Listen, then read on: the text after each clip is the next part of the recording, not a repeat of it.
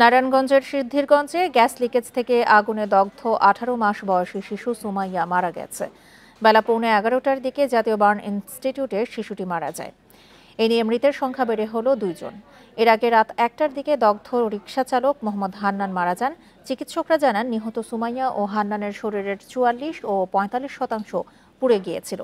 এদিকে এই ঘটনায় দগ্ধ আরও 6 জন হাসপাতালে চিকিৎসাধীন। শ্বাসনালী পুড়ে যাওয়ায় তাদের অবস্থা আশঙ্কাজনক। দগ্ধরা হলেন পোশাক কারখানার কর্মী নূরজাহান আক্তার লাকি, তার 3 সন্তান সাব্বির, সামিয়া ও জান্নাত এবং প্রতিবেশী সোহাগ ও তার স্ত্রী রূপালী বেগম। স্বজনরা জানান, গত 3 মার্চ রাতে সিদ্ধিরগঞ্জ এলাকায় ইব্রাহিম খলিলের টিনশেড বাসায় আগুনের ঘটনা ঘটে। এতে 2 পরিবারের নারী ও শিশুসহ 8 জন দগ্ধ হন। পরে তাদের উদ্ধার করে জাতীয় বার্ন ইনস্টিটিউটে ভর্তি করা হয়।